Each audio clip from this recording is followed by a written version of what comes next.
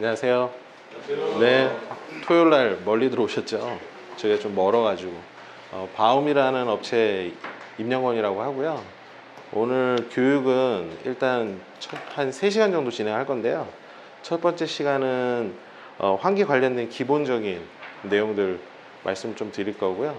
두 번째 시간은 이 제품이 되게 다양해요. 그러니까 뭐 이따가 설명 또 드리겠지만 제품이 좀 다양해서 제품 관련된 말씀을 좀 1시간 드리고, 마지막 시간에는 궁금해 하시는 게 다 다르잖아요. 지금 아마 모이신 사장님들이 다 다양한 일을 하시는 걸로 알고 있거든요. 그러니까 예를 들어서 설비 관련된 일, 에어컨 관련된 일, 뭐 아니면 저희 환기와 관련된 일일 수도 있고 아니신 분들도 계시는 걸로 알기 때문에 저희가 이 교육을 어떤 한쪽으로 포커스를 맞춰서 해드리기가 좀 어려운 부분이 많아요. 그래서 첫 번째, 두 번째 시간은 일반적인 얘기를 좀 해드리고, 마지막 시간 1시간은 사장님들이 정말로 궁금해 하시거나 필요로 하시는 거를 설명을 드리겠습니다. 오늘 교육 뭐 이렇게 들으셨다 그래서 당장 뭘 하실 수는 없어요. 뭐 2시간, 3시간 교육 받았다고 이 환기가 그렇게 단순하면 뭐 교육할 이유가 없겠죠. 그래서 그렇지만 기본적인 내용도 모르시고 어떤 걸 하시기에는 좀 어려우시잖아요. 그러니까 그렇게 생각을 좀 하시면 될 것 같습니다. 일단 순서는 이렇게 되는데 뭐 참고하시면 되고요. 환기라는 용어 들어보셨죠? 환기가 뭘까요?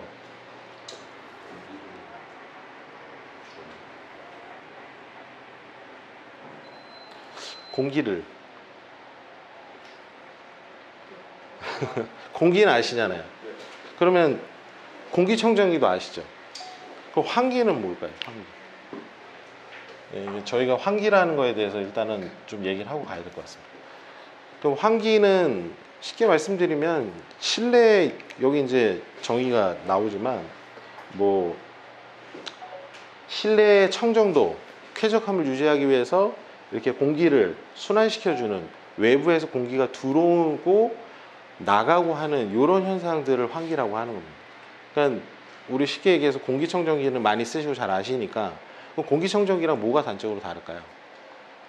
환기라는 걸 용어에 대해서 얘기를 해드렸고, 저희가 오늘 배우려고 하는 건 이제 환기 장치들에서 배우려고 하는데, 그럼 이 환기 장치와 이 공기청정기의 관계는 어떻다는 거를 일단은 먼저 좀 얘기를 해드려야 될 것 같아요. 이 같은 용어일까요? 같은 용어는 아닙니다. 물론 연관성이 없지 않아요. 우리 일상적으로 흔히 접하시는 게 환풍기 집에서 많이 쓰시죠. 그리고 집에서도 많이 뭐 쓰시죠? 렌즈우드 쓰시죠. 얘네들의 역할은 오염된 공기를 밖으로 빼내는 역할을 해주죠. 공기청정기는 오염이 된 공기를 밖으로 빼주나요? 걸러주고 정화는 시킬 수 있지만 필터는 많죠. 근데 외부에서 공기를 갖고 들어오거나 외부로 공기를 배출 못 시켜주죠. 외부와 연관이 없기 때문에 얘는 환기라는 용어를 쓸 수가 없는 겁니다. 결국은 환기라는 거는 외부와 어쨌든 연관이 돼 있어야, 외부에서 갖고 들어오던 외부로 내보내던 이게 가능해야 환기 장치라고 부를 수 있다. 그거 참고적으로 아시면 될 것 같아요. 그리고 여기서 이 표는 원하시면은 교육 다 끝나고 저희가 다 드릴 수 있고요. 파일로. 요 밑에 보시면 이거는 이제 기억을 좀 해주시면 좋아요. 여기 뭐라고 돼 있죠? 매 시간 최적의 50%라고 돼 있죠. 그러니까 지금 현재 국내에서 법적으로 정해놓은 환기 기준은 시간당 0.5회입니다.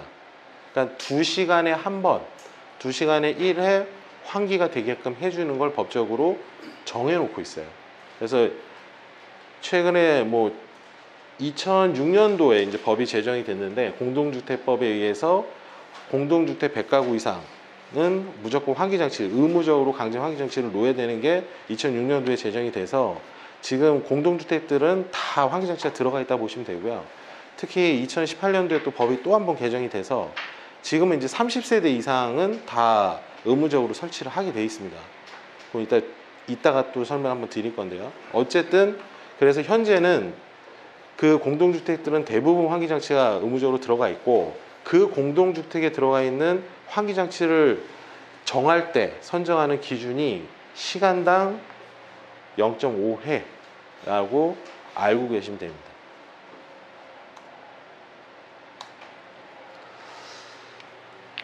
자, 환기장치도 여러 가지가 있어요. 그러니까 예를 들어서 우리가 1종 환기라는 게 있고, 2종 환기라는 게 있고, 3종 환기라는 게 있고.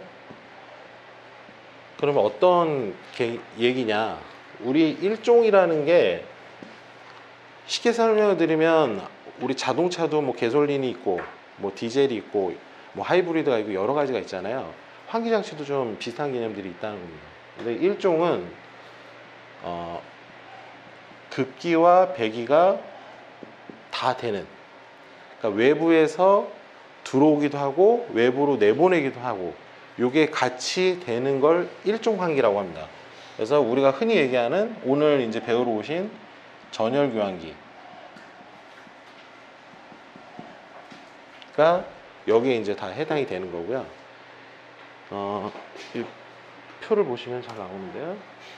2종 환기는 우리가 뭐 송풍기라고도 부르는데요. 급기가 되는, 얘는 배기가 밖으로 빠져나가진 않고요. 급기만 되는 형태의 환기를 이제 2종 환기라고 하고요. 그리고 3종 환기는 배기만 되는 형태의 환기를 3종 환기라고 합니다. 그래서 2종은 물론 우리 시로코 팬이라는 제품이 있는데 그 팬들이 들어오게도 할 수 있고 거꾸로 연결하면 내보낼 수도 있어요. 근데 아예 거꾸로 돼서 내보내기만 하는 그런 송풍기라는 제품들이 이제 급기 제품에 해당이 되고요. 이 배기 제품들은 아까 잠깐 말씀드렸던 이 환풍기나 렌즈우드 같은 집에 쓰시는 제품들, 아니면 뭐 시로코펜 이런 제품들이 다 이 3종 환기에 해당이 됩니다. 여기에서 더 나아가 요즘은 4종, 뭐 하이브리드라고도 하는데 여기도 잠깐 나오듯이 뭐 예를 들어서 이 형태가 지금은 잘 안 나오는데요. 예전에 아파트에는 저 창 위쪽으로 아까 제가 공동주택법이 바뀌면서 의무적으로 강제적으로 환기장치를 해야 된다고 말씀드렸잖아요. 그때 저 위에 이 장치를 놓는 게 아니라 셔터를 놓아서 수동으로 열었다 닫혔다게만 해도 그거를 인정을 해주는, 지금도 인정을 해주긴 합니다. 인정을 해주는 그런 시기가 있었어요. 그래서 아파트가 그런 형태가 많았는데, 그러니까 그런 형태도 지금 이제 어떻게 보면 하이브리드라는 용어를 쓰고, 그리고 특히 이제 추결식이라는 용어도 쓰는데요. 추결식이라는 건 뭐냐면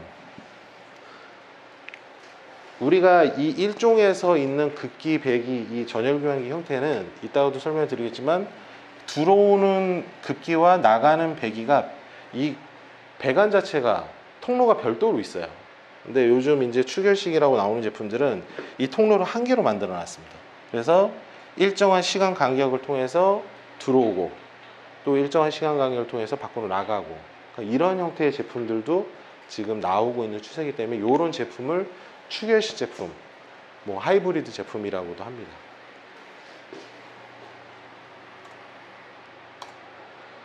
그러면 대충 환기장치 뭐 이런 것들이 이렇구나 라는 거는 말씀을 드렸고, 우리가 오늘 가장 중점적으로 알려드리려고 하는 거는 이제 전열교환기라는 제품인데요. 아까 환기장치 얘기하다가 전열교환기 또 뭐지? 라고 이렇게 생각이 드실 수도 있을 것 같아요. 환기장치가 이 전체적인 공기청정기를 뺀 이 전체적인 제품들을 다 그냥 토탈해서 환기장치라고 한다고 말씀을 드렸는데, 그 중에 1종에 해당되는 급배기가 동시에 이루어지는 제품을 전열교환기라고 합니다. 근데 요즘은 이제 이거와 비슷한 용어로 뭐 제조사마다 조금씩 다르게 쓰긴 하는데, 뭐 예를 들어서 뭐 환기 시스템이라는 용어도 쓰고요. 그 다음에 뭐 아까 말씀드렸지만 환기장치도 큰 포괄이기 때문에 얘도 같이 쓰고요. 그리고 폐열 회수 장치라고도 하고요. 또 뭐 열교환기라고도 하고요.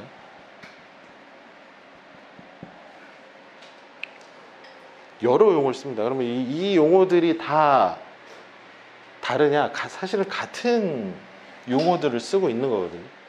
무슨 얘기냐? 우리가 이 전열교환기 환기장치는 아까 급배기가 동시에 이루어져야 된다고 말씀드렸는데, 여기서 실제적으로 가장 중요한 게 있습니다. 이 전열교환기가 개발될 때, 이제 유럽에서 만들어질 때 어떤 개념이 먼저 필요했었냐? 얘를 에너지적인 측면에서 좀 봤던 거예요. 그러니까 저희는 우리가 요즘 소비자들도 그렇고 저희가 관심 있게 보는 거는 뭐 필터, 이 그냥 공기에 관련된 내용들만 더 포커스가 가 있는데, 실제적으로 이 제품이 만들어질 때 처음에 개발 의도는 이 에너지적인 측면이었습니다. 집이 요즘 계속 뭐 다 저에너지 주택, 뭐 패시브 주택 이런 식으로 점점 고단열, 고기밀 뭐 이런 식으로 가잖아요. 에너지를 절약하기 위해서. 그래서 창도 점점 좋아지고 있고 단열재 성능 더 좋아지고 있고, 이렇게 그런 것들이 좋아지다 보니까 환기가 잘 안 되는 거죠. 그래서 환기가 꼭 필요한 부분인데, 우리가 실컷 뭐 여름에도 냉방을 다 해놨는데 문을 활짝 열어버리면 에너지가 다 빠져나가지 않습니까? 그러니까 그래서 이 에너지적인 측면에서 이렇게 에너지 손실이 일어나면 안 되겠구나 해서 나온 장치가 환기장치 전열교환기라는 거예요. 그래서 이 원리의 구조는, 우리가 이제 전열교환기에 이렇게 장비가 있다 그러면 외부에서 공기가 이렇게 들어오거든요. 이게 외부고, 이게 실내라고 하면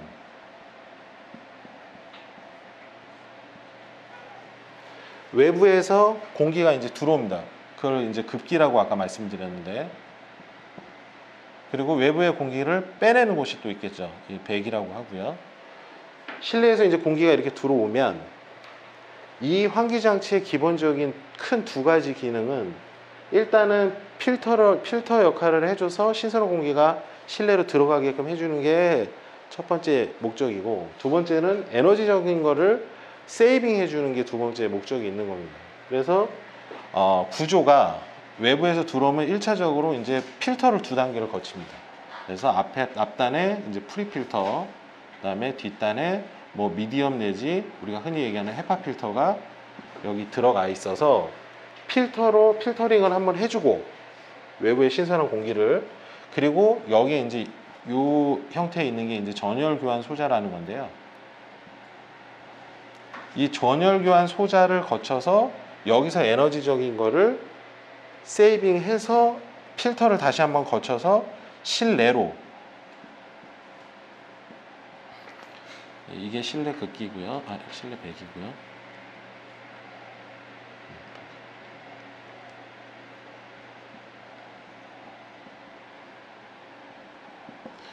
실내로 이제 이렇게 보내주는 겁니다. 필터링을 해서 실내로, 죄송해요, 이쪽인데요.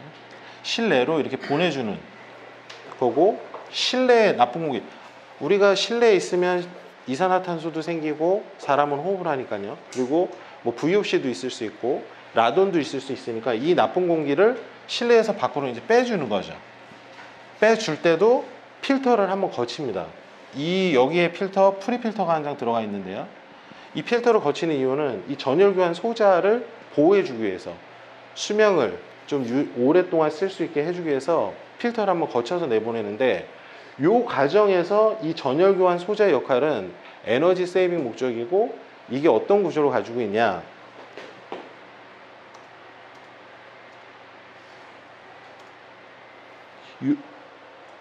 요런 형태를 갖고 있습니다. 이게 실제로 전열교환 소자라는 애고, 이 보시면 빨대를 층층 이렇게 겹쳐놓은 형태를 갖고 있어요. 그래서 공기가 외부에서 신선한 공기가 이렇게 들어오면 이 한쪽 방향으로만 실내 유입을 시키고, 실내 나쁜 공기를 빼내는 것도 한쪽 방향으로만 나가게 하는데, 얘들이 층층이 이렇게 접해 있기 때문에 여기서 이제 열 전달, 열교가 일어나는 거죠. 그래서 그 열만 회수를 해준다 그래서 이런 용어들을 다 같이 쓸 수 있는 겁니다. 그러니까 열을 전달해주는 교환기다. 환기시켜주는 장치잖아요.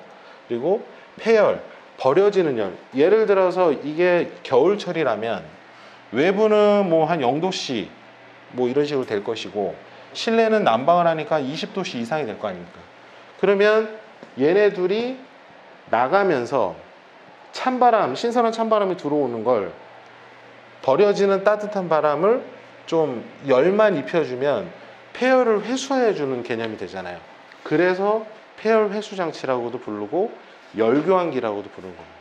그래서 결론적으로는 이게 다 비슷한 얘기고 가장 상위 범주는 환기 장치가 가장 큰 범위고 거기서 세부적으로 이런 제품들이 있다라고 생각하시면 됩니다.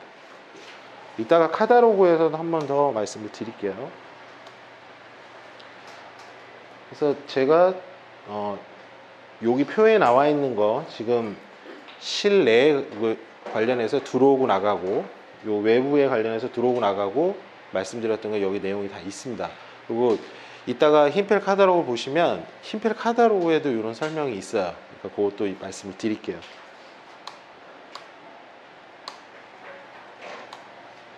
자동차랑 비교를 자꾸 많이 하는데 자동차가 가솔린 형태가 있고 디젤 형태가 있으면 환기장치도 크게 두 가지 형태가 있습니다. 구조적으로.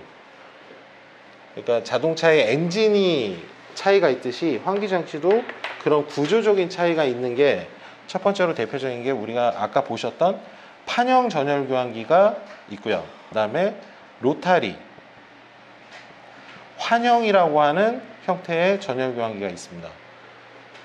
판형은 말 그대로 그냥 가만히 판처럼 돼 있다 그래서 판형 제품이라고 하는데 우리가 현재 지금 요 형태 기본적인 형태들 제가 아까 설명드렸던 기본적인 형태들의 제품들은 다 판형 전열 교환기라고 생각하시면 돼요. 구조가 간단하고 비교적 좀 쉬운 형태를 갖고 있습니다. 단순해요. 그 외에 이제 로타리라는 제품이 있는데 로타리 제품은 요 가운데에 원형 형태의 이 아까 제가 여기서도 말씀드렸던 이 소자 전열 교환 소자가 요런 형태로 돼 있어서 요게 가운데에 팬을 하나 줘서 회전 운동을 주는 겁니다.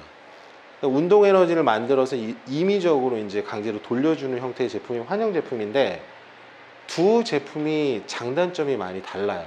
그래서 어쨌든 두 가지 형태가 대표적으로 있고 현재 국내에는 90% 이상은 다 판형입니다. 환형은 10% 미만이기 때문에 뭐 좀 이런 것도 있구나 라고 알고 계시면 되는데 그래도 아실 필요는 있습니다. 계략적으로 비교를 해놓은 걸 보시면 아무래도 판형은 그냥 뭐 좀 단순하고 평이하다 보니까 대량 생산이 가능합니다. 대량 생산이 가능하니까 단가가 쌉니다. 그래서 판형 형태를 지금 국내 제조사 특히 아파트 같은 데는 다 판형 형태로 쓰고 있습니다. 로타리 형태는 아까 운동 에너지를 일부러 만들어 주기 때문에 효율이 좋아집니다. 아까 제가 여기서 말씀드렸던 이 전열 교환 효율이 좋아집니다. 이 효율이 좋아지면 열 회수율이 좋아지는 겁니다. 그러니까 버려지는 열이 덜 생기는 거죠. 에너지적인 측면에서는 환형이 굉장히 유리한데 저 제품의 단점은 만드는데 구조상으로 좀 복잡합니다. 그러다 보니까 대량 생산이 어렵고 단가가 비쌉니다.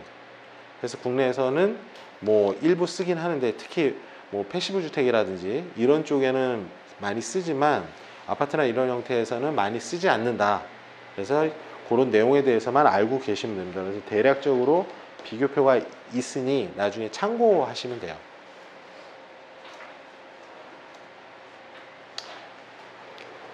우리나라는 습이 많죠. 유럽은 특히 독일 이런 데는 습이 별로 없습니다. 되게 건조해요. 그러다 보니까 습에 민감하지 않습니다. 그래서 걔네들은 습을 이동시키지 않아요. 굳이 습까지 교환해 줄 필요 없다고 판단하는 거죠. 근데 우리나라는 습을 교환 안 해주면 난리가 납니다. 그래서 국내는 습을 같이, 이 전열이라는 게 습도하고 온도가 같이 교환해주는 형태를 전열이라고 하고, 이 습을 빼버린 형태를 현열이라고 하는데, 독일은 그런 형태를 씁니다. 그거는 기후에 따라 달라지는 거니까 참고적으로 알고만 계시면 되고, 한 가지 더 참고적으로 말씀드리면, 국내 제품들은 이 전열 교환 소재를 보통 펄프 내지는 부지포 형태로 많이 씁니다. 그 이유는 단가가 싸고, 그리고 얘네는 습을 머금기 때문에 좀 장치가 습에 덜 민감할 수 있게끔 그런 역할도 서브적으로 해주는 그런 장점이 있습니다. 근데 외국 제품들은 이 상대적으로 이 전열 교환 소자를 펄프나 부직포보다는 세라믹이라든지 우리가 뭐 이 플라스틱 계열의 좀 열효율 좋은 신소재라든지 아니면 금속 재질들을 쓰는 게 일반적입니다. 걔네는 습에 민감하지 않기 때문에 그런 형태를 쓸 수가 있고, 우리나라 제품 중에서도 아까 제가 로타리 잠깐 말씀드렸는데 걔는 열 교환 효율이 좋다 보니까 습이 많이 생깁니다. 그래서 물 배출 구멍, 우리가 에어컨에서 쓰는 드레인처럼 그런 물 배출 구멍이 로타리 제품도 있습니다. 그리고 외산 제품들도 그런 물 배출 구멍이 있습니다. 근데 국내에 쓰고 있는 판형 제품들, 아파트에 들어간 거 그런 그 드레인 이런 게 없습니다. 그러니까 결국은 습이 어느 정도 생기면 자연 건조 시키거나 이 펄프나 부지포 형태의 소자나 필터가 이 젖고 마르는 걸 반복하는 형태가 되는 거죠. 이 말씀 드리는 이유는 외산 제품이라고 다 좋은 게 아니어서 잠깐 말씀드리는 겁니다. 이게 뭐 방향이 약간 비껴나 있는데, 외산 제품 굉장히 효율이 좋고 로타리 제품 효율이 좋고 그런 장점이 있는 반면에, 또 얘가 효율이 좋다 보니까 물이 습이 또 그만큼 많이 생깁니다. 그럼 습 관리를 안 해주면 결로 현상이라든지 이런 것들이 또 더 생길 수도 있는 부분이 있기 때문에, 그래서 이 드레인을 만들어 놓는 건데 그게 또 국내 현실하고 잘 안 맞습니다. 그러니까 어쨌든 지금은 국내에서는 이런 소재의 소자나 펄프를 쓰고 있다, 소자나 이 필터를 쓰고 있다, 이렇게 생각을 해주시면 됩니다.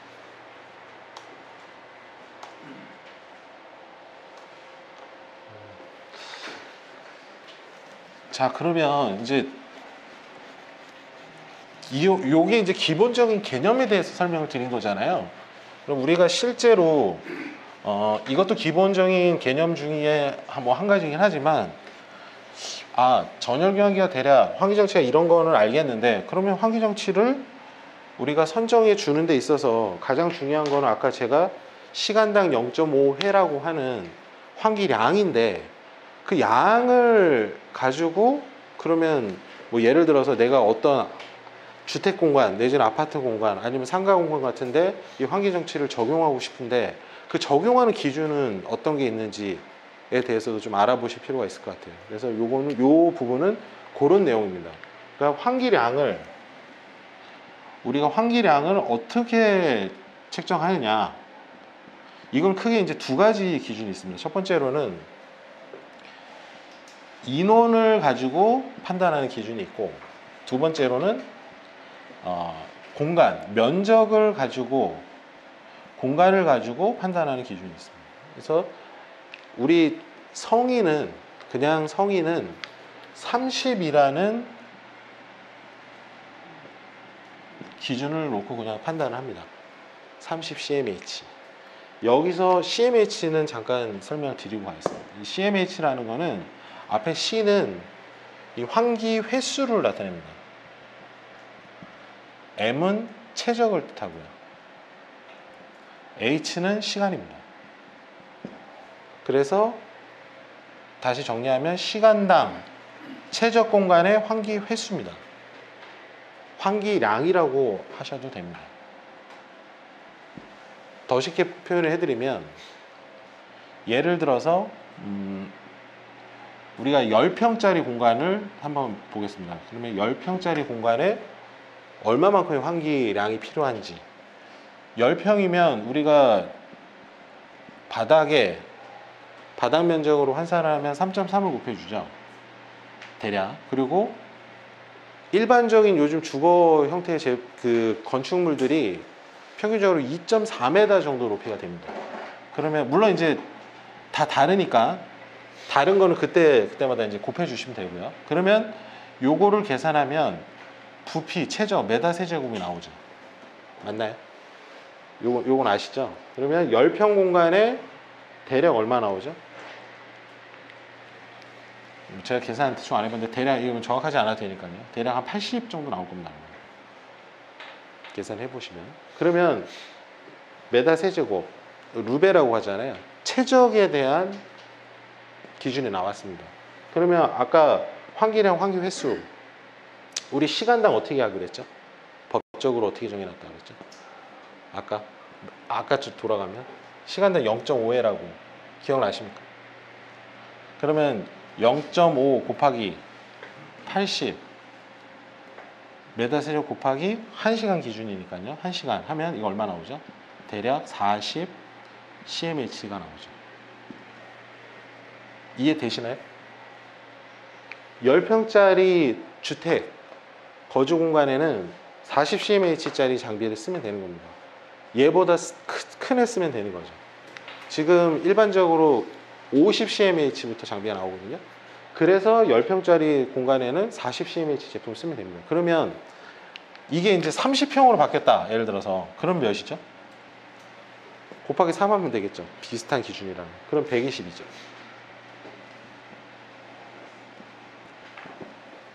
그래서 우리가 흔히 30평대 아파트 국민주택 규모 그러니까 전용 면적 84 요 평수들이 150 CMH라는 제품들이 다 들어가 있습니다.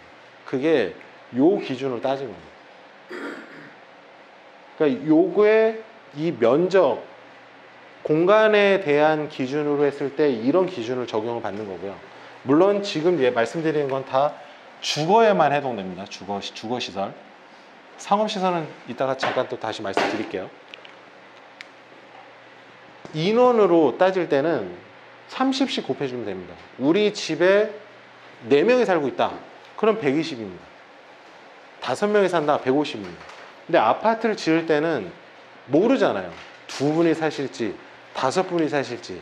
그래서 면적 기준으로 공간 기준으로 해서 적용을 시키는 게 일반적이고 내가 집을 짓는다. 내 집이 30평대 집을 짓는데 우리 가족이 뭐 예를 들어 6명이다. 그럼 3, 6, 18, 180이 필요하니까 200짜리 장비가 나옵니다. 200짜리 장비를 적용하시면 되는 겁니다. 요게 요 내용입니다. 그래서 이거는 환기량은 주거 기준으로 했을 때 이렇게 판단하신다라고 생각하시면 되고 요 교육 자료는 없는데 이 상업 공간에 들어가면 좀 많이 복잡해집니다. 그리고 예를 들어서 교육시설, 요양시설, 그 다음에 우리가 흔히 하는 쇼핑몰 이런 거에 따라서 이 적용의 기준이 다 다릅니다. 원하시면 나중에 표를 드리면 되는데 어려우니까 복잡하니까 상업은 어떻게 판단하냐 만약에 이게 몇 명이 상주하는 공간인지 모른다. 뭐 예를 들어서 학원이나 체육관, 뭐 강당 이런 데도 정확한 인원을 모르니까 대략적으로 밖에는 판단이 안 된다 그러면 이 공간 면적으로 따질 수밖에 없는데 그랬을 때 주거는 아까 0.5회였잖아요. 상업은 2회를 적용하는 게 일반적입니다. 4배입니다. 4배. 주거는 0.5회였는데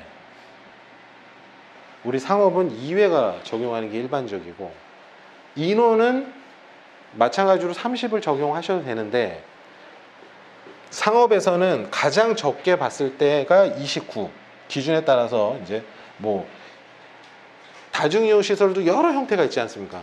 근데 그 중에서도 요양이라든지 이런 시설들은 가장 높게 봅니다. 그거는 또 36을 적용합니다. 29에서 36 정도를 적용하는데 잘 모르시겠고 적용하기가 뭐 대충 적용해도 된다 그러면 그냥 30을 적용하시면 되고 상담에 오실 수 있잖아요. 우리 어디 교회인데 우리 예배할 때 한 100명 됩니다. 그러면 100 곱하기 30 하셔서 3,000 정도 필요하시겠네요. 하셔도 되고 면적이 어떻게 되십니까? 바닥 면적이 몇 평이세요? 몇 평에 층고 높이는 얼마나 되십니까? 그거 환산을 따지셔갖고 거기에 환기횟수 2회를 적용하셔서 최적의 2회를 적용하셔서 그럼 대충 몇 CMH가 들어가시면 되겠네요 라고 상담하셔도 됩니다. 더 정확한 거는 사실 설계하는 업체들이나 도면에 나와 있을 가능성이 많습니다. 도면에 없는 경우 좀 작은 업체들이 이렇게 따지셔서 계산을 해주시면 됩니다. 어려우신가요? 그렇게 어렵지 않으시죠? 넘어가겠습니다. 요게 이제 환기량에 대한 얘기를 해드렸고, 그러면 환기량까지는 알겠는데 장비를 어떻게 장비의 풍량에 관련된 건 이제 선정을 했습니다. 대략 몇 CMH 정도 되는 장비를 쓰면 되겠다라고까지는 판단하셨는데, 그러면 그 다음엔 걔를 어디에다가 적용을 집어넣고 배관을 대충 어떻게 해서 해야 되느냐, 이게 남아있죠. 그래서 요 내용이 있습니다. 일단 주거만 기준으로 보면, 예를 들어서 이제 뭐 아파트 같은 형태들이 일반적이니까 여기만 기준으로 본다면 뭐 여기가 이제 현관이라고 하고 이쪽이 뭐 거실이라고 하고요. 여기 뭐 방이 있고, 그다음에 뭐 이쪽에 화장실이 있고, 여기 뭐 다용도실,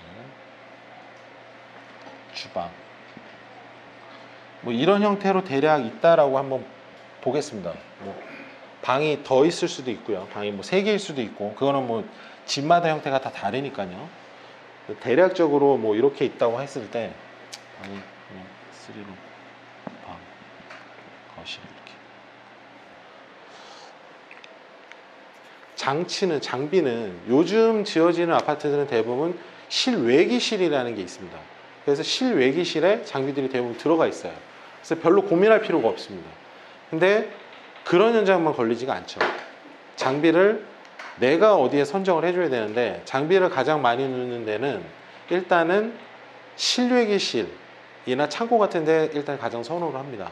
근데 기존 아파트들은 그게 없을 가능성이 있습니다. 특히 오래된 아파트들은. 그런 데들은 이제 다용도실 내지는, 여긴 지금 표현이 안 돼 있지만 발코니, 베란다 같은 데들, 그러니까 그런 조금 덜 복잡한 공간들을 선정해 주시면 되고, 화장실도 가능은 한데 화장실 아무래도 습이 좀 더 있으니까 뭐 선호하는 데는 아닙니다. 정 없으면 현관에도 넣을 수 있겠죠. 근데 방 같은 데 안 넣는 이유는 장비에도 급기 해주기 위한 배기를 해주기 위한 팬이 2개가 기본적으로 들어갑니다. 그럼 그 팬에 의한 소음이 있기 때문에 될 수 있으면 안 넣어주는 게 좋죠. 자고 있는데 소음 때문에 크레임이 걸리면 안 되니까 방이라든지 이런 데는 될 수 있으면 안 들어가는 게 일반적이고요. 주방, 거실 중에서도 이게, 그리고 장비가 들어가면 장비가 기본적으로 2개가 있습니다. 그러면 천정을 다운시켜야 되거나 해야 될 수 있는데, 그게 일반적으로 방이나 거실은 힘들지 않습니다. 그러니까 그런 거를 고려했을 때 대부분 장비들은 실외기실, 창고, 다용도실 뭐 요런 데 일반적으로 들어가는 게 일반적이다, 이렇게 생각하시면 되고, 어차피 오늘 다 아실 수는 없으니까 요것만 좀 기억을 하시면 되는 게, 장비가 선정이 되면 그 다음에 그러면 급배기를 어떻게 할 건지에 대해서 선정이 되면 그 다음부터는 좀 풀어나가기가 쉽습니다. 일단 방에, 거실에는 공기가 들어와야 됩니다. 신선한 공기가.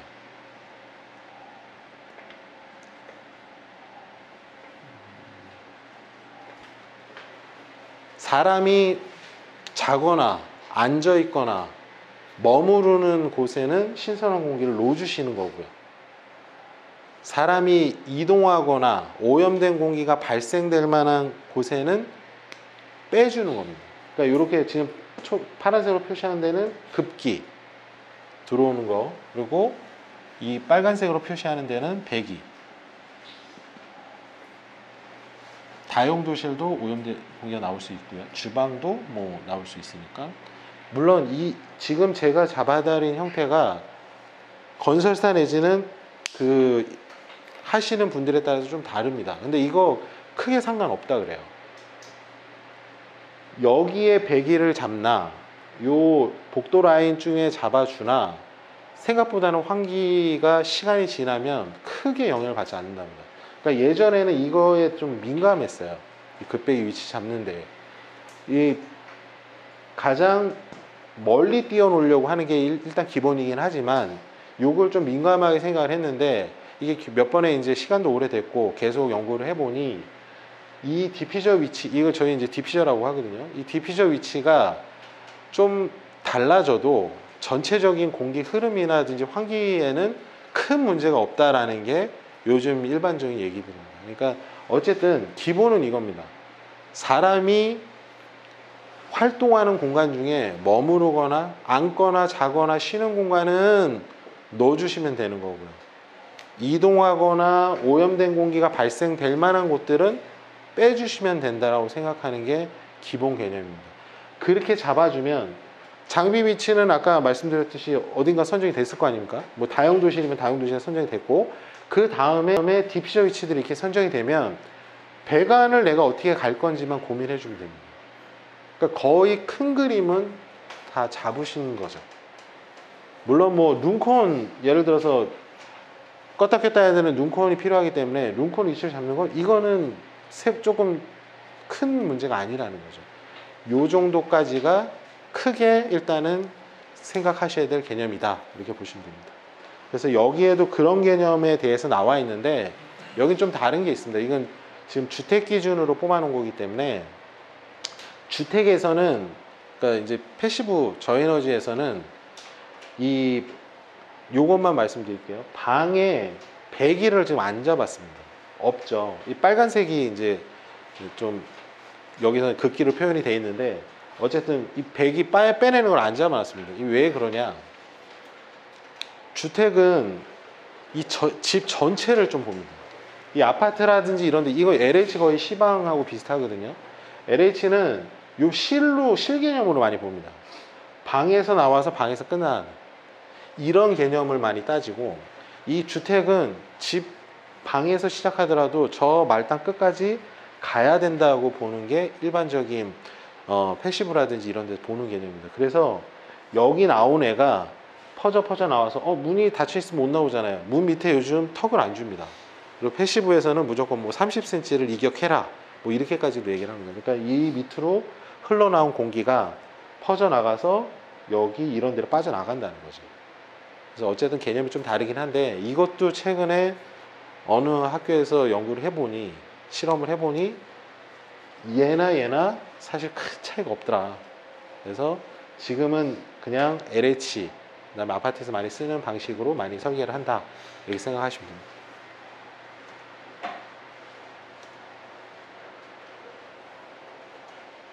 저희가 CO2가 조금 민감하고 CO2 측정기들이 요즘 대부분 그 장치에 들어가는 추세이기 때문에 CO2를 기반으로 해서 장비가 많이 돌아간다라고 생각하시면 되고요. 요 기준은 이렇게 나와 있는데 그러니까 이것만 알고 계시면 됩니다. 1000ppm까지는 사실 크게 큰 영향이 없습니다. 2000ppm이 넘어갔을 때 사람이 이제 불편할 겁니다. 저희가 지금 있는 공간은 2000ppm 넘어갈 겁니다. 네, 그렇게 보시면 됩니다.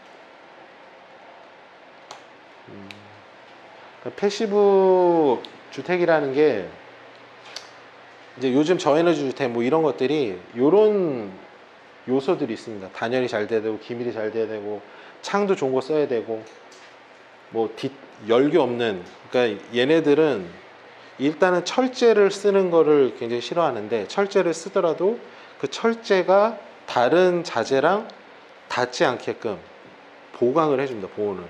그래서 그걸 이제 열교를 못하게 열교환을 못하게 그 금속 재질의 그 냉기가 못 들어오게끔 한다는 뭐 그런 얘기인데 어쨌든 그런 거. 그리고 저희 환기 장치 전열 교환기도 5대 요소에 들어가 있다.